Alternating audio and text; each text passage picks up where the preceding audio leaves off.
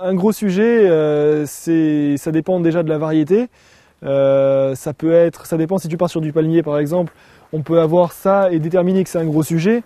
Après ça dépend, les tailles, les produits, les oliviers, certains vont dire qu'un olivier de 40 ans c'est un gros sujet, d'autres un olivier de 200 c'est pas assez grand. Bon, c'est assez vaste, ça sera un gros sujet et l'olivier qu'on verra après sera aussi un gros sujet. C'est une taille moyenne on va dire. Ça c'est un Trachycarpus fortunei. Donc ça s'appelle un palmier à chanvre. Les palmiers à chanvre, eux, résistent à moins 18, moins 21. Donc il faut aussi regarder par rapport au climat où on est si ça va tenir.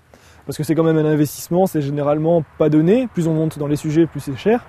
Alors au niveau du conteneur, donc il faut regarder parce que eux aiment bien avoir des conteneurs de taille modeste. Après, plus tu vas prendre sur du butia, ça c'est une autre espèce de palmier, plus le conteneur va devoir être gros. Ou du Phoenix canariensis par exemple, ça demande des gros conteneurs. Donc ça dépend déjà du conteneur, ça c'est un choix. Ensuite, sur du palmier, comme dans ce cas présent, il peut avoir des feuilles qui sont déjà un petit peu brûlées par les anciennes neiges, des choses comme ça, donc ça c'est naturel.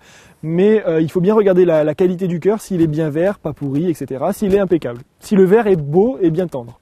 Tant qu'il répond à ces critères-là, on peut choisir ce sujet-là, quoi. Mais pour choisir un gros sujet en général, il faut savoir où est-ce qu'on veut le planter. C'est le plus important, parce qu'il faut quand même savoir qu'un gros sujet, comme son nom l'indique, il va être très gros. Si on a un très petit jardin et qu'on veut placer un gros sujet, il faut penser que dans le futur, ça peut être gênant. Non seulement pour le risque qui tombe sur la maison, il faut l'évoquer, c'est pas impossible, mais aussi les feuilles qui vont aller dans les gouttières, des choses comme ça. Ensuite, il faut savoir qu'il y a des espèces qu'il faut proscrire auprès des piscines, des vides sanitaires et des maisons, ou de l'enrobé.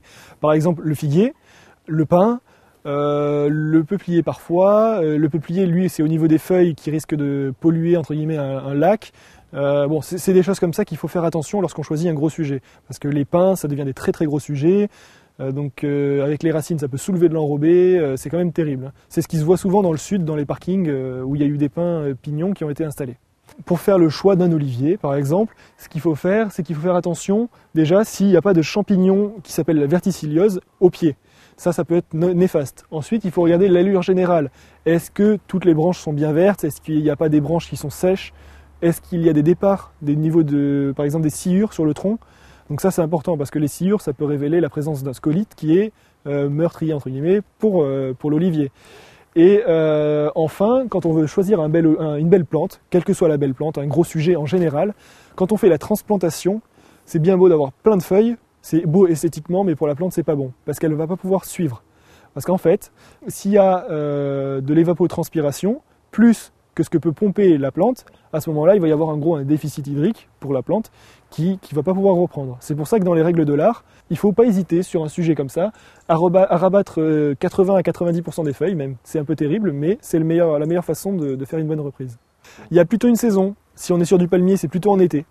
C'est ce qui est justement le contraire par rapport aux autres plantes, c'est que le palmier se fait en été parce que c'est à ce moment-là qu'il fait son repos végétatif. Donc on attache le cœur pour éviter trop de transpiration, justement. On reprend le système de la transpiration, on le plante et c'est de cette façon-là, en arrosant bien, que ça marche. Ensuite, les conifères, on va préférer l'automne, parce que l'automne, il va faire chaud. Donc encore un petit peu dans le sol. Donc à la plantation, pour les racines, ce sera meilleur.